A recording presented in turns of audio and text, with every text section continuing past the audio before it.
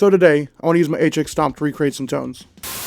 Hey, what's up? I'm Brian. Today I wanted to take a look at creating some of those iconic Metallica guitar tones. I've already taken a look at trying to create these tones more in depth, while trying to match the equipment that they used on these albums as closely as I can with the tools that I have available. This time around, I wanted to try using my HX Stomp, a really versatile tool with a whole host of amps, cabs, effects, and anything else you might need to create a guitar tone. It's an amazing tool, and I wanted to show off its capabilities. So let's get into some tones. Today I want to look at the Master of Puppets guitar tone, an And Justice for All guitar tone, and a Black Album guitar tone. For all three guitar tones, I'm going to be using my Solar GC 1.6 TBR. It has Duncan Solar pickups, which I believe are passive, and an Evertune bridge.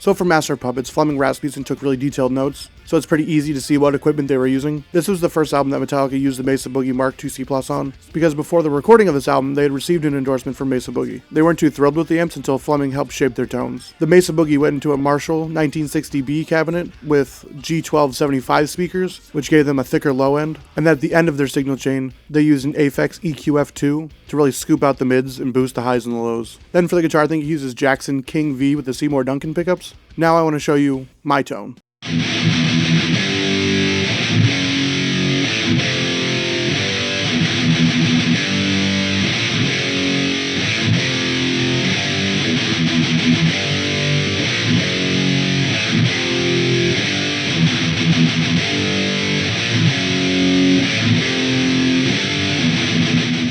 So the HX Stomp does not have a Mesa Boogie Mark II C+ clone, but it does have a Mark IV clone that's pretty close. So I'm using the Mesa Boogie Mark IV with the Tube Screamer clone to really tighten up the low end and boost the sound a little bit. That's going into a Marshall 1960A cab with an SM57, and I paired that with a Mesa Boogie because I really like the V30 sound, and it gives a really nice thick low end to the guitar tone. Then I added a reverb to it.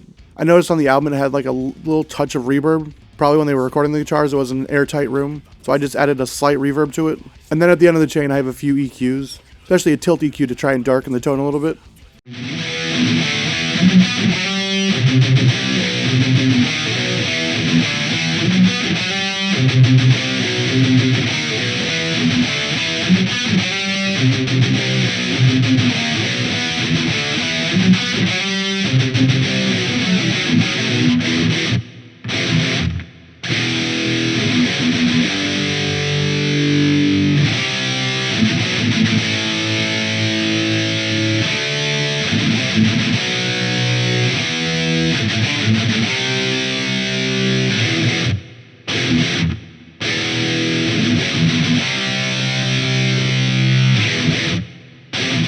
And here's my setting for the Tube Screamer. Here's my setting for the amp, the cabs, the reverb, and all three EQs.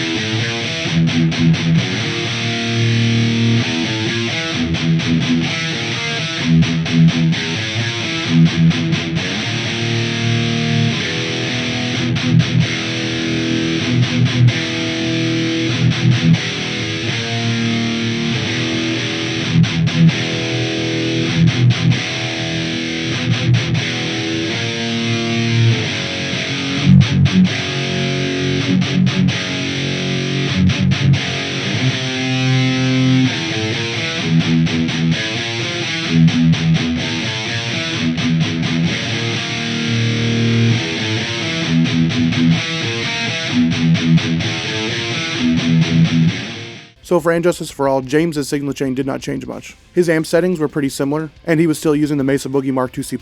As for the cabs, I believe they still use Marshall 1960Bs on this one, for that really thick low end. And of course the part that really shapes their tone is the Aphex EQ F2, which they did use on this album as well. This album's a lot bassier in the guitars, and that's how James wanted it. As for the guitar, I believe he used his Gibson 1984 Explorers, because I believe he didn't have his ESPs until the And Justice for All tour.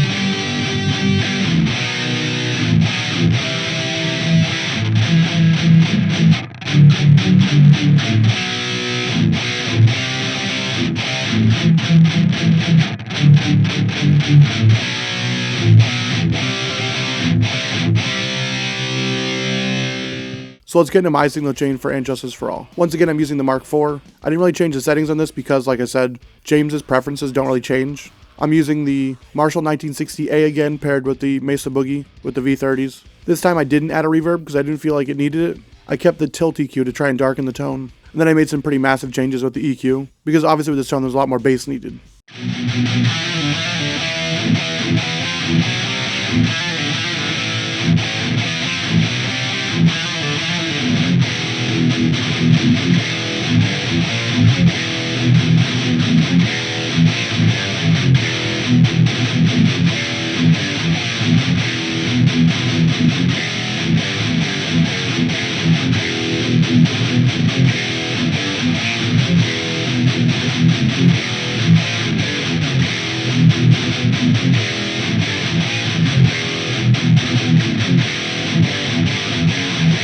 So once again, here's my setting for the tube screamer and the amp. Here's my setting for the cabs. Here's my setting for all the EQs.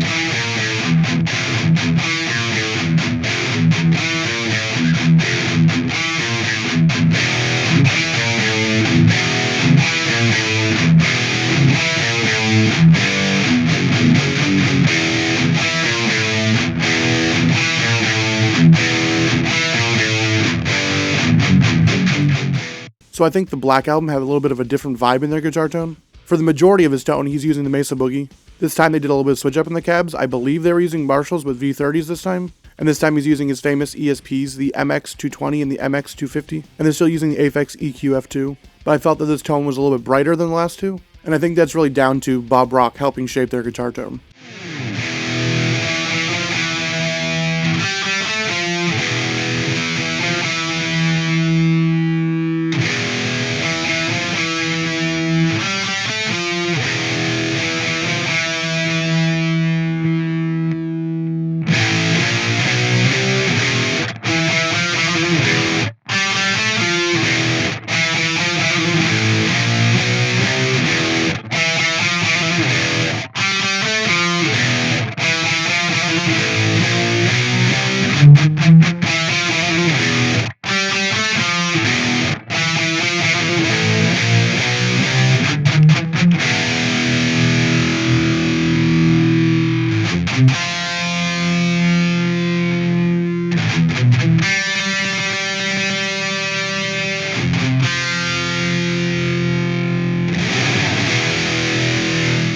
So here's my signal chain. I got the Tube Screamer and the Mesa Boogie Mark IV again. This time I'm using a Marshall with V30s paired with the Mesa Boogie with V30s. I kept the tilt EQ, but this time I made it a little bit brighter, and I felt like it really helped the tone. And then I didn't change too much with the EQs, just made it a little bit tighter. So here's my setting for the Tube Screamer, the amp, the cabs, and the EQs.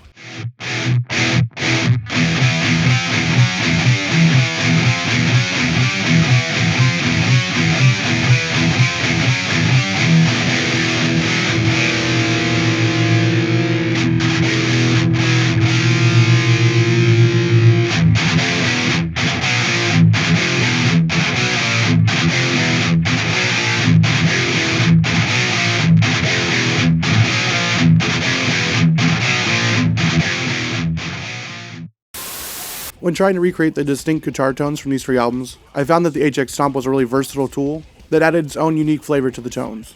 Trying to achieve a one-to-one match with the actual guitar tones is an impossible feat, because James's playing is unmatched, and I would need to layer so many precise guitar tracks to even try and match the tone correctly. However, with the HX Stomp, I think I got a pretty comparable tone, and I'm really thrilled with the results I got.